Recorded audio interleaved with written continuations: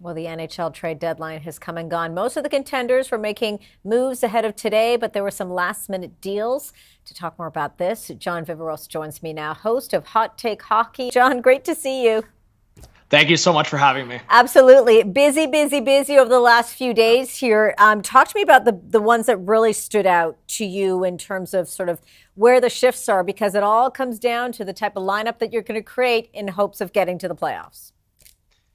Yeah, it seems like the GMs wanted to get their business done ahead of time. And Yep. so today was a little bit more quiet, more so the depth moves. But leading up, I mean, we saw some huge trades, kind of competing with the NBA trade deadline. We saw Timo Meyer. We saw Patrick Kane traded to the New York Rangers.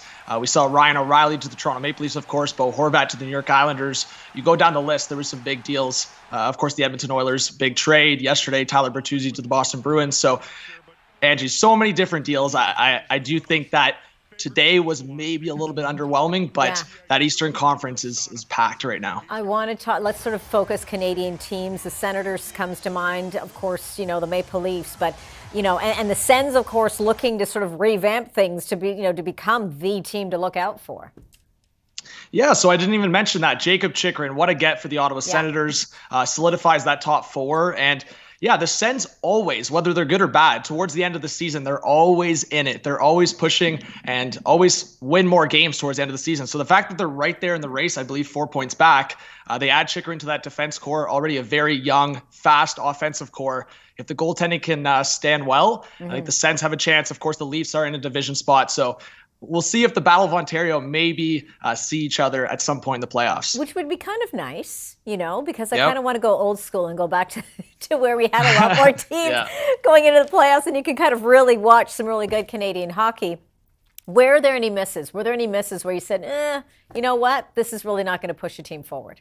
The Vancouver Canucks, I feel like there's too much misdirection right now in the organization. The move they made to acquire Philip Peronic, especially in a retooling team, whether it's a rebuild or retool, you have a BC boy in Connor Bedard in the upcoming draft, and it would be so nice for the Canucks to get that piece, but it seems very misdirected right now. They traded a first and second to get Hronek, so only one draft pick in the first 2 rounds instead of the 3 they had.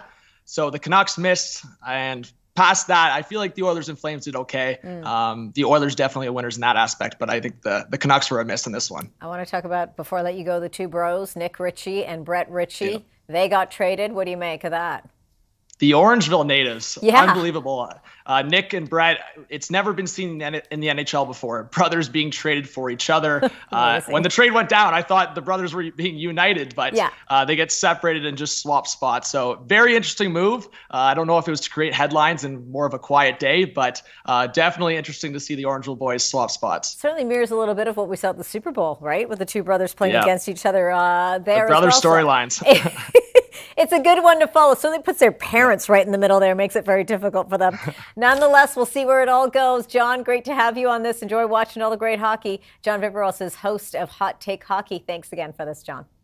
Thank you so much for having me. You're very welcome.